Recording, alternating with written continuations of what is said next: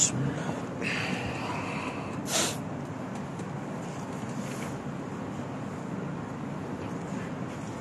Bismillahirrahmanirrahim. Assalamualaikum warahmatullahi wabarakatuh. Alhamdulillahi rabbil alamin. Wassalatu wassalamu ala asyrafil anbiya'i wal mursalin.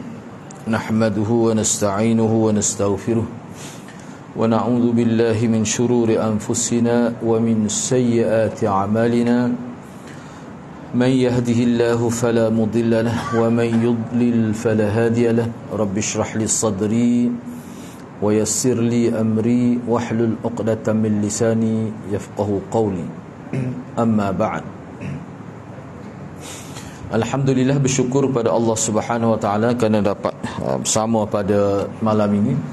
InsyaAllah pada malam ini saya akan sambung perbincangan kitab Tabarruk di bawah tajuk ini sebagai sambungan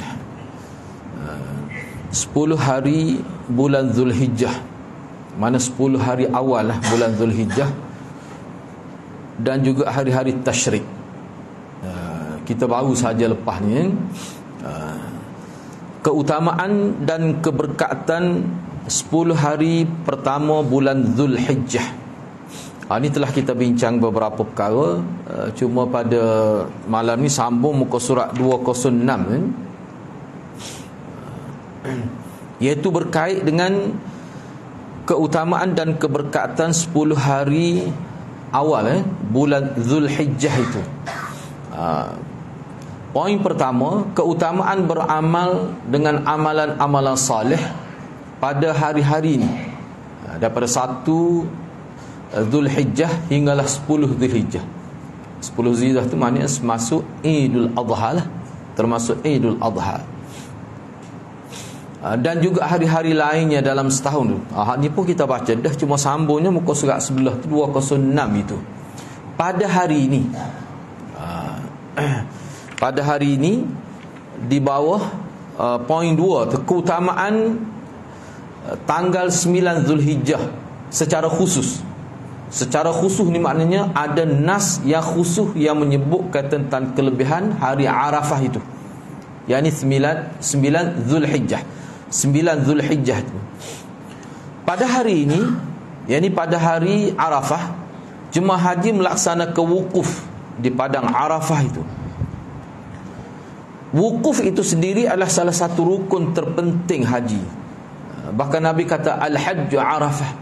Haji itu adalah Arafah tu. Mana kalau tak ada orang tak panggil haji. Jadi hari Arafah ni memiliki keutamaan yang besar dan keberkatan yang berlimpah ruah. Di antaranya Allah Subhanahu wa taala menghapuskan dosa-dosa orang yang berpuasa pada hari itu selama 2 tahun. yakni setahun lepas dan setahun akan datang. Seperti mana yang diriwayatkan daripada Abu Qatadah Al-Ansari radhiyallahu an. Beliau menyebutkan bahawa anna Rasulullah sallallahu alaihi wasallam su'ila an shaumi yaumi Arafah faqala yukaffiru as-sanah al-madiyah wal baqiyah. Kata Abu Qatadah, sesungguhnya Rasulullah sallallahu alaihi wasallam pernah ditanya mengenai puasa pada hari Arafah. Kemudian baginda sallallahu alaihi wasallam menjawab, sesiapa yang berpuasa pada hari itu dari segi fadilatnya, mana Allah akan hapuskan dosa-dosanya yang setahun yang lalu dan dosa-dosa setahun yang akan datang. Jadi para ulama menyebutkan dosa terhapus dengan sebab amalan ini dosa kecil. Kalau dosa besar dia tidak terhapus dengan amalan, tetapi dia mesti melalui sistem taubat yang khusus. Ni kalau dosa yang hapus bila kita buat amalan ni, hapus dosa tu, itu dosa kecil. Dosa kecil ni banyaknya. Orang tak sedar kadang-kadang dosa kecil. Sebab tu Imam Ghazali dalam proses dia nak memberi faham betapa bahayanya dosa kecil itu, dia kata dosa kecil ni ibarat satu kain putih. Sekali kita lakukan dosa kecil, dia akan ada satu titik hitam kecil saja, tak nampak pun. Bahkan bila orang tengok, orang tak pandai pun sebab kecil sangat. Tetapi dah berlaku dengan begitu banyak, dan kita pun tidak bertaubat dan tidak pula melakukan amalan-amalan mukaffiratiz dzunub, Akhir sekali dia boleh sampai peringkat jadi hitam kain putih tu, selembar kain putih tu. Dan orang tengok kita buat dosa kecil pun dia tak puasa besar. Kecek lebih tu dah sekecil dah. Pergi kedai kopi minum air secawai, tapi sejak tu kira dosa dah tu. Kalau mengikut ulama banyaklah dosa kecil ni. Jadi rahmat Allahnya dosa-dosa gini, kalau kita buat amalan tertentu, misalnya ambil wuduk dengan sempurna, sedekah, semua tu penghapus dosa. Bahkan dalam riwayat umum disebut al-hasanat, dalam Quran pun sebut, dalam hadis pun sebut bahawa innal hasanat yuzhibnas sayyiat. Maknanya nas-nas seperti itu dalam Quran pun ada, dalam hadis pun ada, bahawa amal-amal kebaikan ni dia boleh menghapuskan amal-amal kita kata dosa-dosa yang dilakukan. Baik, hak ni bukan kecil ni, Arafah ni. Sebab dia hapus dosa tu setahun lepas, ada setahun akan datang. Seperti mana disebut dalam riwayat ini. Ini hadis Muslim, dalam riwayat Muslim. Puasa Arafah disunnahkan bagi orang yang tidak berada di Arafah, mana dia tidak terlibat dengan pengerjaan haji itu. Kerana termasuk petunjuk Nabi SAW adalah tidak berpuasa di padang Arafah pada hari Arafah. Jadi setengah ulama kata, katakanlah dia tu petugas saja, kerja misalnya, dia kerja situ, askar ke, dia tidak buat haji pun, tidak sunnah juga dia puasa, sebab dia berada di Arafah itu. Ada setengah ulama kata, dak ni maksudnya orang yang buat haji, polis-polis hak bertugas itu, hak tak buat haji tu, kalau dia nak puasa boleh, ada je kata gitu. Tapi setakat anda duk tengok lah, setakat anda duk tengok orang yang buat haji tu, tapi kok mana ni termasuk khilaf jugalah. Ibnul Qayyim rahimahullah berkata, di antara hikmah tidak berpuasa Arafah ketika berada di padang Arafah, mana bagi orang yang buat haji, adalah untuk supaya dia ada kekuatan, supaya dia boleh melakukan ibadat badani lah, ibadat badani dengan lebih banyak di situ, berdoa, semaya. Tapi sini kalau kita tengok dalam kitab, berdoa lah hak paling utama. Tu. Selain itu, tidak berpuasa ketika dalam perjalanan adalah lebih utama dalam hal puasa wajib. Mana kalau puasa wajib pun bila kita musafir, ramai mana ulama kata tak puasa lebih baik. Ana tidak nafikanlah, sebelum ni ana sebut dah ilat kenapa dianggap boleh tidak berpuasa ketika musafir. Setengah ulama kata kerana safar itu, kerana musafir itu sendiri. Tak kiralah musafir itu ada susah ke tak susah, asal musafir dah, ni jumhur ulama je. Ada juga setengah ulama kata tidak, kerana susah. Sebab musafir zaman dulu memang dia susah. Kalau atas alasan tu, mana zaman kita lah ni tak susah musafir. Dah naik ke Terbang, nak bawa sedap pada rumah lagi, naik kereta suka lagi, macam melancong itu. Dak. Jadi kalau bagi ulama kata ilat kerana susah, dia tak boleh buka, kena puasa sebab tak susah. Lepas tu makan pun mudah nak cari. Segenak lekuk ada restoran, ada biti sekar kot. Tapi bagi pandangan ulama kata tak, musafir itu sendiri menjadi ilat. Hak tu maknanya lebih molek, dia buka lah, tidak puasa lah. Tak apalah hak tu dari segi fiqh. Baik, ni Ibnu Qayyim ambil dari sudut kias aulawi dia panggil.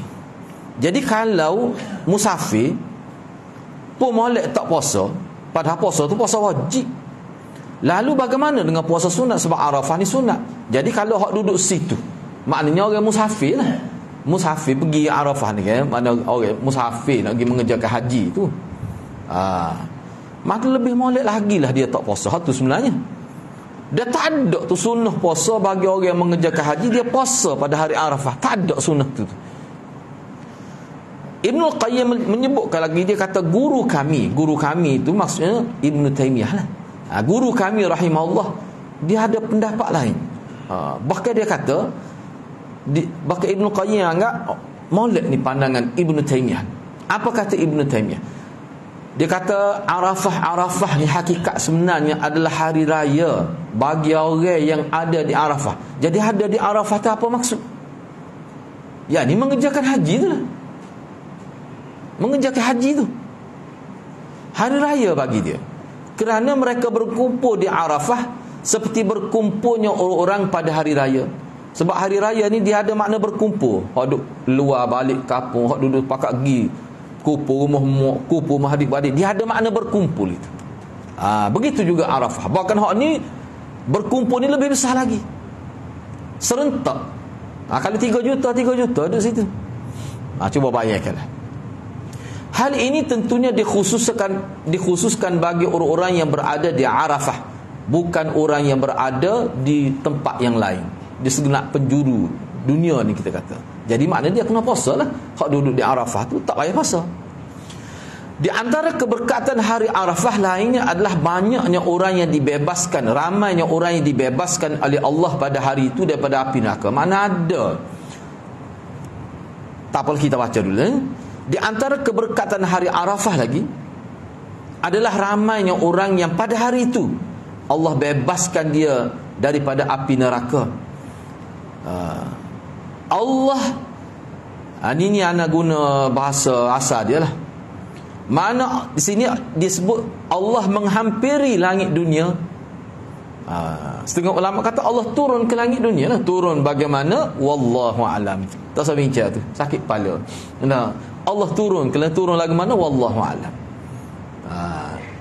Dan ulama bincang dah dalam kitab ni. Kalau kita bincang itu pun dia tak akan lebih daripada hak perbincangan yang ada dah tu. Cuma kena berlapan dada. Serta Allah sebut nama jemaah haji di alam malakut. Makna di langit tu tempat tinggal malaikat atau orang yang mengerjakan haji ni, Allah sebut, Allah dedahkan nama-nama dia sehingga malaikat kenal. Maknanya harum nama jemaah haji di alam malaikat, di langit lah. Itu disebut. Baik, kita baca dulu pun saya bagi sedikit huraian lah. Berkait dengan perkara ini, dikemukakan riwayat daripada Aisyah radhiyallahu anha. Beliau berkata, Rasulullah sallallahu alaihi wasallam bersabda, sebab hadis ini sahih, mana berlaku itqum minan nar. Ma min yaumin akthara min an yu'tiqa Allah ta'ala fihi 'abdan minan nar min yaumi Arafah. Wa innahu la yadnu thumma yubahi bihimul malaikah fayaqul ma arada haula. Tidak ada hari yang di dalamnya Allah SWT lebih banyak membebaskan hambanya daripada api neraka daripada hari Arafah. Ni maknanya syafaat yang Allah sendiri. Mana Allah bebaskan. Mana orang Islam ni orang Islam lah ni. Orang kafir tak termasuk. Tak ada seorang apa ulama kata ada orang kafir Allah bebaskan dia neraka, tak ada. Hak ni mana orang Islam. Mana pada hari 9 Zulhijjah tu, itulah hari paling banyak Allah beri syafaat, Allah tolong orang yang memang ahli neraka, Allah bebaskan dia, Allah keluarkan dia. Jadi keluar tak sampai masa dia lagi. Sepatutnya dia tak keluar lagi. Sepatutnya dia tidak keluar lagi daripada neraka tu, Allah keluar. Kalau memang sampai masa dia tubik dah, tu tidak jadi masalah. Ni sepatutnya dia duduk lama lagi dalam neraka tu. Tapi atas rahmat Allah, Allah bebaskan dia. Atas kehendak Allah. Hari Arafah ni lah paling banyak, paling ramai. Nabi sebut gitu. Sesungguhnya Allah mendekat. Mana Allah turun lah maksud dianya. Ke langit yang menjadi tempat tinggal malaikat, dan Allah masyhurkan nama jemaah haji di hadapan para malaikat. Lalu Allah berfirman, apa yang mereka inginkan. Ni anda sebut ginilah mudah faham kalau dalam syarah hadis. Kalau anda sebut untuk mudah faham, bila Allah sebut nama jemaah haji ni duduk di pada Arafah tu, Allah sebut di alam malaikat tu, Allah kata gapo dia nak bui. Seolah-olah kata gitu. Ini isyarat kepada makbul doa. Sebab itulah hari Arafah ni hadirat. Sama ada orang duduk sana ke, kita duduk di tanah Jawi ni ke, masa tu doa. Sebab itulah ulama dalam kitab, orang-orang Islam yang mendapat pendidikan yang baik, hari Arafah ni dia cuba urus diri dia supaya dia tidak melakukan dosa. Kalau ada pun minimal dosa satu tu tak buat. Dia jaga hari tu. Sebab manusia nak jaga semua setiap hari tu, mungkin manusia ni ada kelemahan dia. Tapi hari tu dia fokus. Tu kalau orang yang dapat pendidikan yang baik. Ayatnya hari Arafah ni adalah hari raya. Hari raya ni ibadat. Dalam riwayat sebut hari raya ni, bila sebut hari raya dalam agama, ibadat. Tapi Arafah tidak dikatakan hari raya pada hakikat seperti hari raya.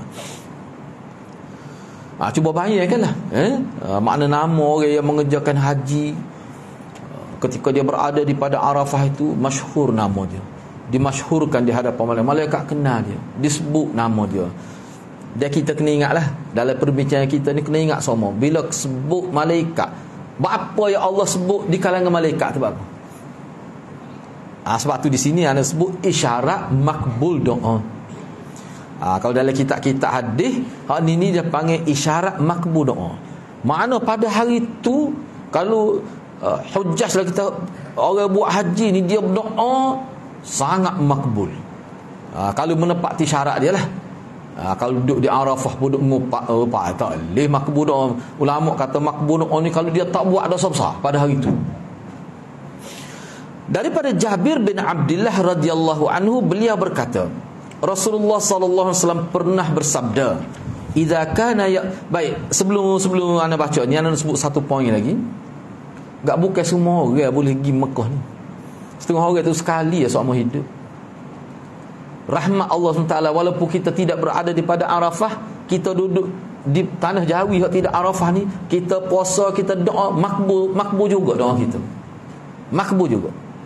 Ayat rahmat Tuhan. Kalau Allah kata di Arafah saja makbul doa, ya kita.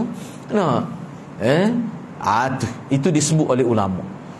Jadi maknanya hari Arafah ni hari besar lah. Hari besar. Daripada Jabir bin Abdullah radhiyallahu anhu, beliau berkata, Rasulullah sallallahu alaihi wasallam pernah bersabda, "Idza kana yaum Arafah, inna Allah yanzilu ila as-sama'id dunya." Inilah saya sebut tadi ni. Fayubahi bihimul malaikah fayaqul unzuru ila ibadi atawni syu'than ghubran dahin min kulli fajjin amiq ushhidukum anni qad ghafartu lahum. Kata Allah Subhanahu wa taala, Nabi sebut. Nabi kata pada hari Arafah Allah turun ke langit dunia. Mana langit yang paling hampir dengan bumi lah. Dan di situ malaikat. Setiap langit tu ada malaikat. Setengah ulama sebut ni Baitul Ma'mur. Baik.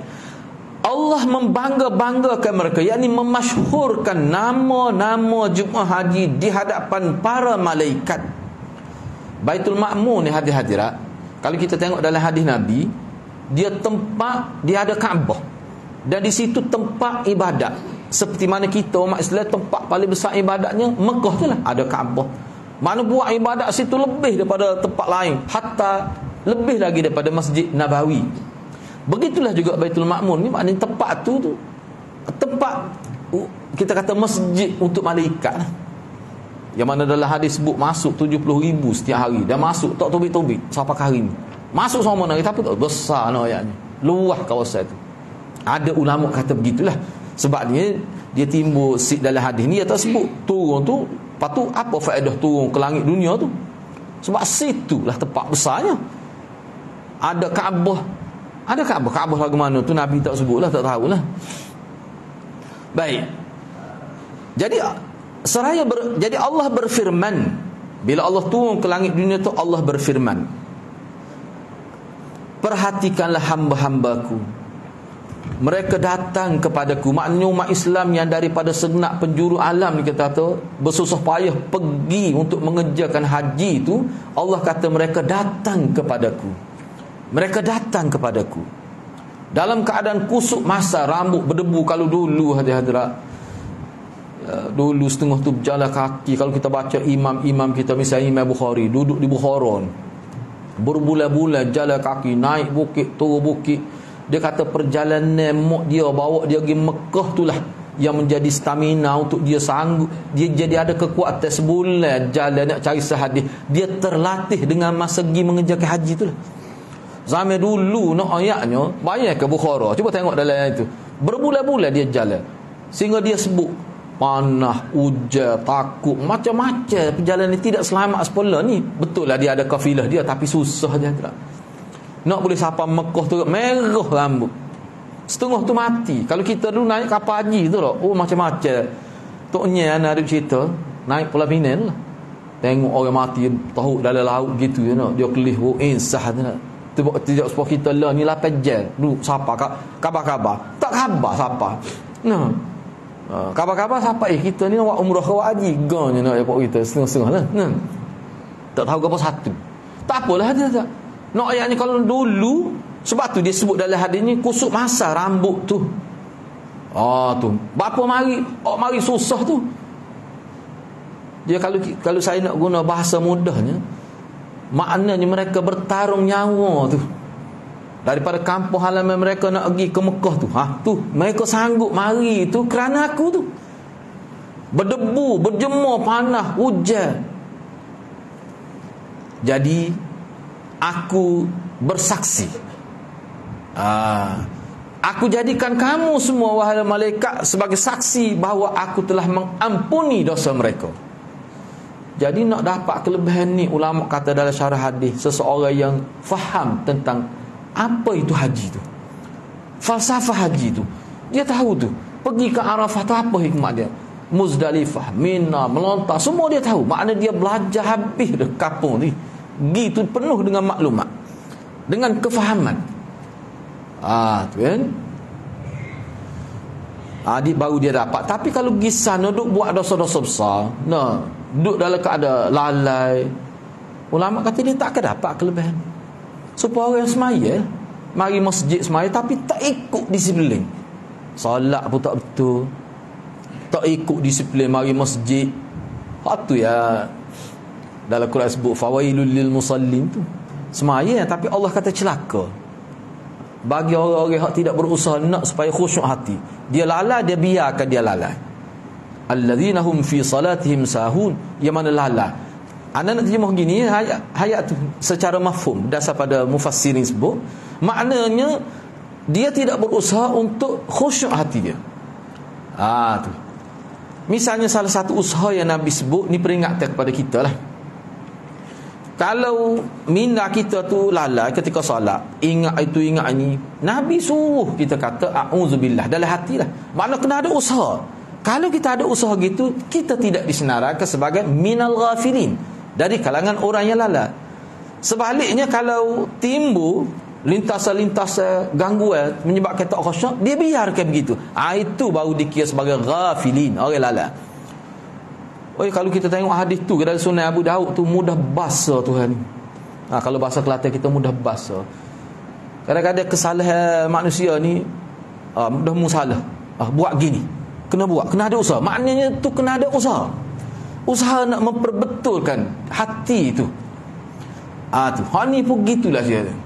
Ana sebut tu takut kita silap pe. Asalkan gi ya. Wamo kita wajidah tak buh haji marah. Dulu kan. Dia tidak semudah itu. Dia banyak pantai lari. Baik, tak apa seterusnya. Jadi orang pergi dengan ada kesedaran, insya-Allah dia dapat kelebihan yang besar. Dia akan dapat kelebihan yang besar. Buat apa-apa pun tidak sini kalau di tanah haram, kalau buat tanpa kefahaman, dia tak akan dapat kelebihan. Tapi kalau buat dengan kefahaman, kita jaga ibadat kita, niat ikhlas molek, insya-Allah Tuhan akan bagi kelebihan. Yang ketiga, keutamaan tarikh 10 Zulhijjah yang disebut sebagai Idul Adha.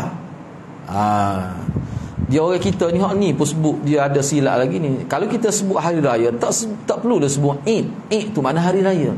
Kalau kita sebut hari raya, Adha. Kalau tak sebut hari raya, kita kata hari Idul Adha. Sebuah bukit Jabal Qubais lah.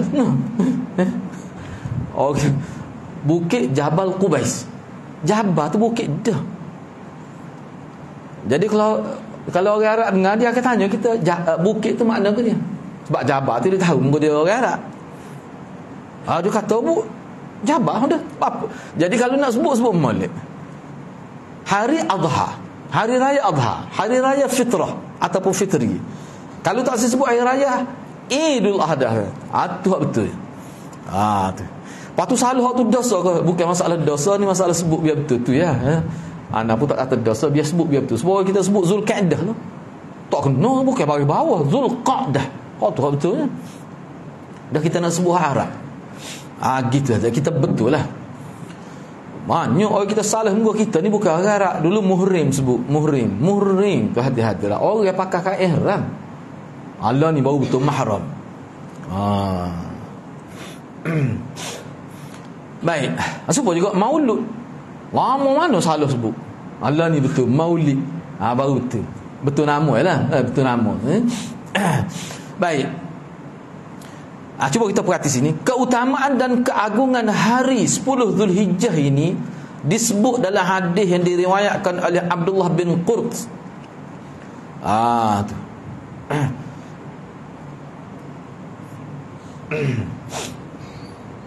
Bawah tu dia buat tu siapa dia Abdullah bin Qurt, cuba tengok nota kaki 70 tu. Dia ni nama Abdullah bin Qurt Al-Azdi Asy-Syamali. Dia ni Gubernur Hims, sebuah kota besar di sebelah barat Syria.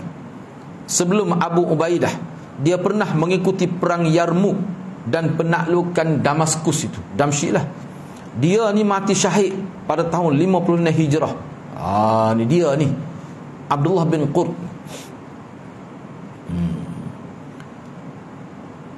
Dia meriwayatkan daripada Nabi SAW, Abdullah bin Qurt radhiyallahu anhu. Dia kata Nabi ada sebut gini, a'zamul ayyam indallah an-nahr thumma yaumul qar.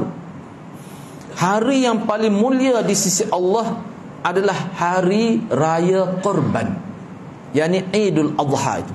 Selepas tu adalah hari Al-Qar. Al-Qar ni menetap di Mina. Di Mina tu dia panggil hari Qar. Hari masa duduk di Mina. Ada hadrat Mina lah paling mencabar. Kalau orang buat haji dia tahulah. Tu paling lepas sekali masa duduk di Mina tu lah. Tak apalah. Hari ini juga, ini 10 Zulhijjah ni juga dinamakan sebagai Yaumul Hajjil Akbar. Hari haji besar. Sebagaimana Allah firman, wa adhanum minallahi wa rasulihi ila an-nasi yaumal hajjil akbar ila akhiril ayah. Dan inilah sebagai suatu pemakluman dari sisi Allah dan Rasulnya kepada umat manusia pada hari haji akbar. Tu. Jadi kalau berdasar kepada ayat ni, kalau kita tengok dalam tafsir, maknanya tak semesti jatuh pada hari Jumaat tu. Cuma hari Jumaat orang kita kata ni kalau wukuf tu kena hari Jumaat tu haji akbar. Dak haji tu 10 Zulhijjah tu akbar dah. Dasar kepada ayat ni. Tak apalah. Cuba kita tengok seterusnya. Rasulullah SAW juga menamakan demikian kerana sebahagian besar amalan haji dan manasiknya dilaksanakan pada hari itu, seperti menyembelih korban, mencukur rambut, melontar jamrah dan tawaf di Baitullah. Ini kita tidak nak bincang tentang amalan haji. Amalan haji ni pun ada khilaf-khilaf dia juga. Tu kita bincang dalam lama lagi, tak tahu bila lah Nasai tu. Cuma nak ayatnya besar. Apa dikatakan Yaumul Akbar itu, Hajjil Akbar tu, kerana pada 10 Zulhijjah telah orang panggil amalan-amalan haji banyak dilakukan pada hari itu. Pada hari itu.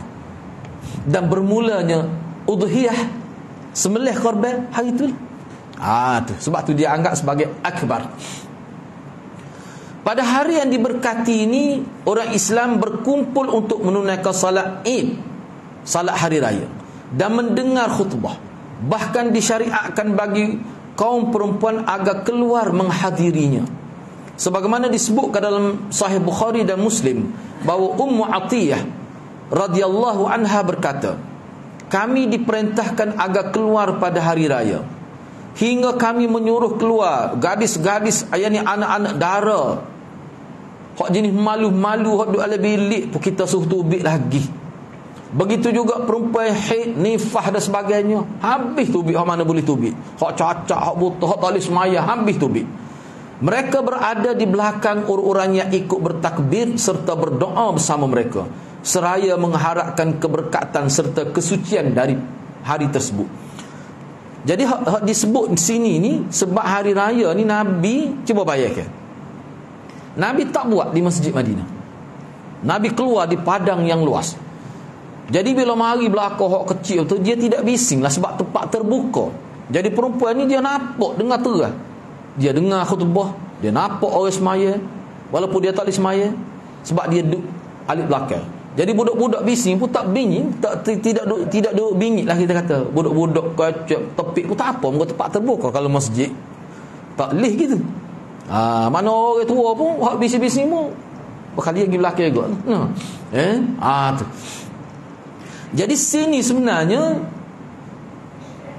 kita nampaklah tak apa sepas ni saya sebut. Cuma saya nak ambil sebelum kita pergi pada seterusnya ulasan Hafiz Ibn Hajar. Cuba tengok 76 tu. Ummu Atiyah tu. Anda tidak nak baca semua ni, kita ambil pilih-pilih saja. Nak ambil Ummu Atiyah. Siapa dia Ummu Atiyah ni? Cuba tengok 76 tu. Ummu Atiyah ni tu kunyah dia. Ummu Atiyah tu kunyah dia. Ibu Atiyah. Nama dia sebenarnya Nasibah bintil Haris. Tapi ada juga ulama kata Nasibah binti Ka'ab al-Ansariyah. Siapa dia ni?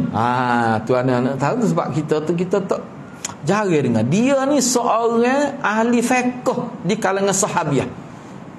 Ni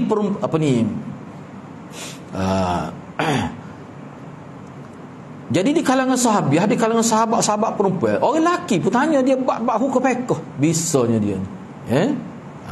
Dia ni tinggal di Basrah dan pernah mengikuti perang bersama Rasulullah sallallahu alaihi wasallam. Ni terlibat dalam peperangan. Sepupu Ummu Sulaim jugalah. Jadi dia ni dalam peperangan dia bertugas sebagai kita kata misi lah kita kata. Mengubat, merawat tentera yang luka, yang cedera. Dan dia pernah memandikan orang-orang yang meninggal dunia. Ia hidup hingga akhir tahun 70 Hijrah. Mana besar peranan dia tu. Ni maknanya tentera mujahidah. Dia ni mujahidah. Dia ni. Baik. Berkait dengan dianjurkan supaya semua pergi ke tempat salat itu, kata Hafiz Ibn Hajar, apa hikmat dia? Kenapa Nabi bila maya raya, tak kira lah fitri ke adha ke, dia suruh tubik belaka, tak boleh semaya apa tubik. Dan Nabi sengaja keluar tak semaya dalam Masjid Madinah. Padahal Masjid Madinah ni 1000 kali ganda tu maya tu satu waktu tu. Tu. Baik, cuba kita tengok sini. Kata Hafiz Ibn Hajar, antara hikmatnya Nabi buat gitu, yakni Nabi suruh perempuan tubik semua.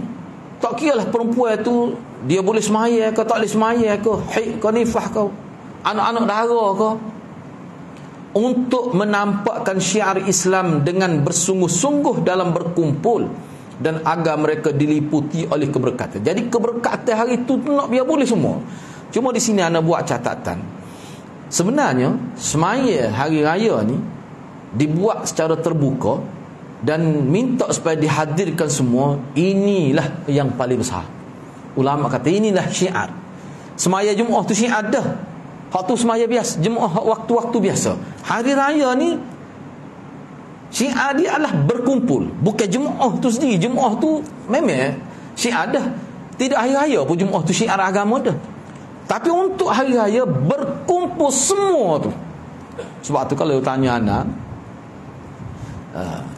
molek-molek kalau kita buat mai raya ni, kita kumpul misalnya 5-6 buah masjid buat setepak di pada bola. Boleh buat. Ataupun setengah-setengah masjid yang tepat luah tu, dia buat kemah khusus luar dengan ada skrin besar supaya orang-orang perempuan tak boleh mari semaya, tak boleh semaya, budak-budak letak dalam kemah luar dengan speakernya jelas, dengan ada skrin besar kita kata. Boleh juga begitu. Nak suruh boleh pergi. Tu. Misalnya buat kemah luar masjid untuk orang-orang yang tak boleh semaya. Tu sunnah besar tu. Tu. Bukan kecil tu sunnah tu. Ana sempat rujuk hadis ni. Memang ulama kata hak ni syiar dia tu, Jumaat tu syiar tidak berkait hari raya pun syiar dah. Syiar untuk hari raya ni adalah ijtima', berkumpul itu. Tu. Mana hak cacak aku si roda perempuan gibuah tak apa. Sebab bukan dia tidak mengganggu orang apa, sebab kawasan padan luas. Dengar khutbah budak-budak dulu enggak, tak apa hari tu. Bawa makan nepot lah kita tu lah. Tak usah menyusah masjid. Bawa makan. Hak tu dikendaki. Hak tu ijtima' tu. Hak tu Syiah paling besar. Sebab tu di luar negara buat ni. Ana tengok dalam internet tu siapa penuh bandar tu. Dia buat luar. Kalau boleh buat ni molek benar Kalau boleh buat ni molek benar. Orang kita ni sebab ni masalah ni dalam pemerhatian ni saja pandangan saja ni. Dah kita ni masjid, surau, balasah, madrasah semua buat maya raya. Tu jadi masalah. Tak faham. Sepatutnya kalau contoh lah. Misalnya satu mukim. Kadang-kadang satu mukim tu dia ada satu mukim tu dia ada satu masjid mukim. Kadang-kadang surau tu 9 surau. Apa salah kalau kita pakat buat setepak masjid surau tak payah. Masjid Madinah Nabi tak buat semaya raya. Kita buat satu tempat di pada bola. Hari tu orang tak main bola pun. Bawa sejadah pun. Buat di stadium ke? Tu Syiah dia. Tu. Jadi surau hari tu tak payah. Ni dah buat street jadi masjid pun tak penuh tu. Dah kalau 9 surau 9 payah. Gagal cari nak baca khutbah. Apa tu? Tu. Bagi anak tak tepat lah. Bukan kata tak boleh, tak tepat. Kalau boleh buat gitu malah benar. Di pada bola gak dia main raya. Tak ada panah pun. Orang kita nak beli gula ke Suria tu beratus belok pinggir-pinggir tak ada apa-apa pun. Padahal untuk 100 orang pertama boleh tu. Benda-benda gini Hadrat bagi saya atas kepahaman dia. Orang panggil pengurus seminar yang sebenarnya susah payah ni. Kadang-kadang kalau kita urus minda dengan baik, hak payah menjadi mudah. Sebab tu betul lah Kelantan kata dia toksi kat 1000 dalih. Dia toksi sakar. Ni kena ingat. Baik. Hafiz. Cuma sini cuba tengoklah bawah tu dia buat. Hafiz Ibn Hajar pun dia ada sebut bawah tu 75. Cuba tengok ni sebagai peringatan lah. Peringatan. Sebab anda tengok dalam ialah akhir-akhir ni lah. Walaupun lama dah. Masyarakat kita sangat tak terkawal, khususnya ikhtilat bainar rijal wan nisa, pergaulan antara lelaki perempuan. Kalau hari-raya dari segi pakaian pun tidak menepati kehendak agama. Ni disentuh oleh Hafiz Ibn Hajar. Cuba tengok nota kaki 75. Hafiz Ibn Hajar kata walaupun dia meriwayatkan hadis ni, dia disebut hikmat apa Nabi tidak maya Masjid Madinah, maya di pada pasir luah tu, suruh mari belaka tu, tubik belaka, anak darah malu pun suruh tubik lagi. Kata Hafiz Ibn Hajar,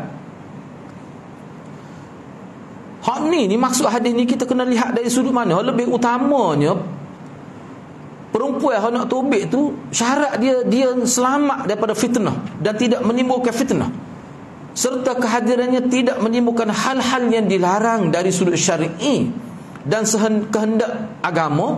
Kaum lelaki tidak beresak-esak ni, tidak capur lelaki perempuan, kena kawal. Bab tu lah.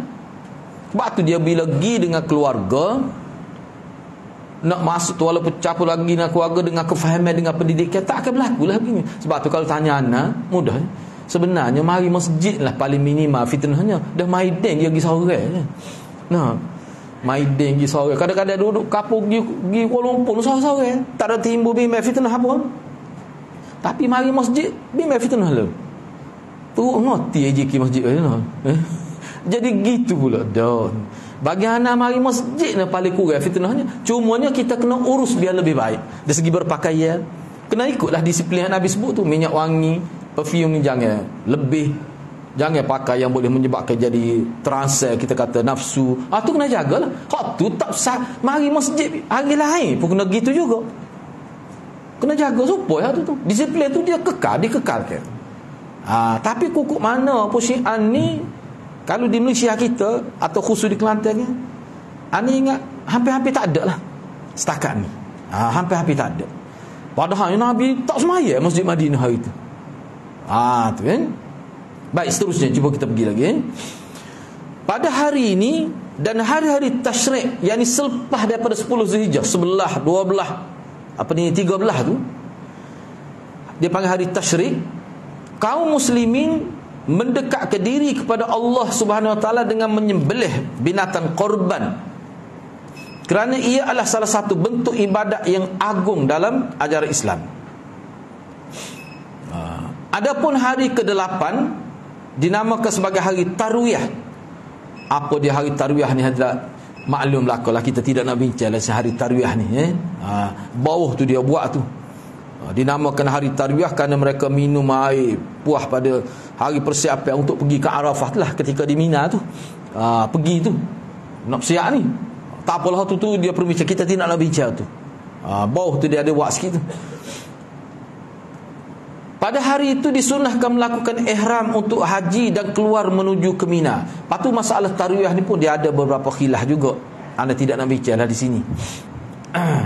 Dengan ini ni hadirat, kalau hadirat tengok dalam internet, dia ada sebut beberapa perkara berkaitan tarwiyah. Boleh cari sendirilah. Kita tidak nak bincang di sini. Kita tidak nak bincang di sini. Baik. Mudah benar ni bahasa Melayu pun penuh.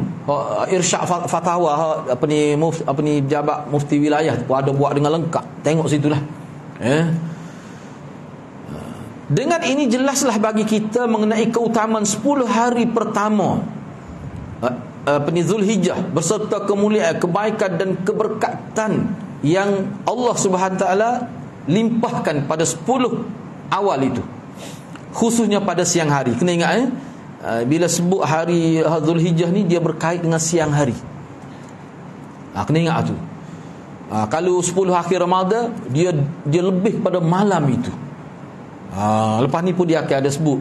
Ya, kalau dalam kitab-kitab hadis memang sebab tu dia kata menghidupkan 10 akhir, 10 tu mana malam tu. Sebab ada Lailatul Qadar dan sebagainya.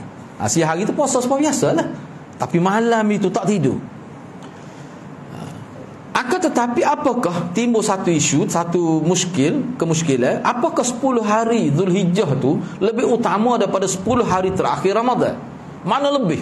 10 awal Zulhijjah dengan 10 hari akhir bulan Ramadan. Kalau kita tengok dalam kitab Syiah, 10 awal Zulhijjah lebih utama.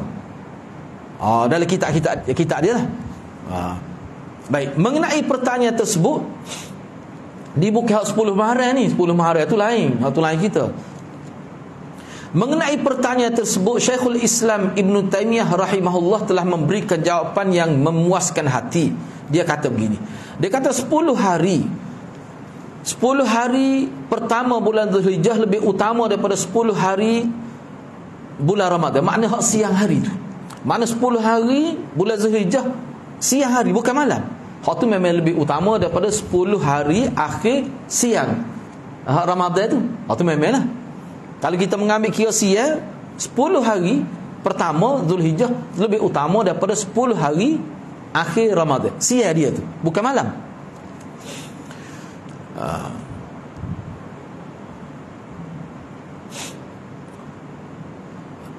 Namun 10 malam terakhir, 10 malam, bukan siang 10 malam terakhir bulan Ramadan, hal ini lebih utama daripada 10 malam pertama bulan Zulhijjah. Ibnul Qayyim, murid pada Syekhul Islam Ibn Taymiyah, dia kata, keadaan ini menunjukkan bahawa keutamaan 10 malam terakhir bulan Ramadan, sebabnya salah satu sebab besarnya kerana malam qadar itu, iaitu kerana ada Lailatul Qadar, dan ia terjadi pada malam hari. Ni kita tidak nak bicara khilaf ni. Ni bicara jumhur ulama.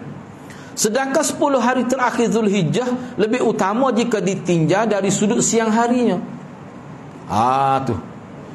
Kerana di dalamnya terdapat hari raya Korban, hari Arafah dan hari Tarwiyah. Mana dalam 10 tu lah. Yalah, kita kata bukan kata 10 tu maksudnya 8, 9, 10. Tapi kok mana tu lah. Lepas tu kita bincang dah. Sebelum ni riwayat. Makna kita pelaksanaan ibadat pada 10 hari tu, awal tu kan, banyak kelebihan dia. Banyak kelebihan dia. Baik. Okey, kita habislah di situ Kemudian untuk sesi akan datang kita akan bincang pula keutamaan hari-hari tasyriq. Gapo dia makna tasyriq tu kita bincang minggu depan lah. Apa maksud tasyriq itu? Ini kita bincang minggu hadapan insya-Allah. Jadi ana setakat itulah dulu. Selepas Isya ni ada selepas Isya ni ada. Mudah-mudahan Allah berkati kita semua. Aku qauli hadza wa astaghfirullahal azim li wa lakum. Wassalamualaikum warahmatullahi. Jadi untuk lepas Isya ni notah sebelum ni tak habis lagi tu. Okay, Assalamualaikum warahmatullahi wabarakatuh.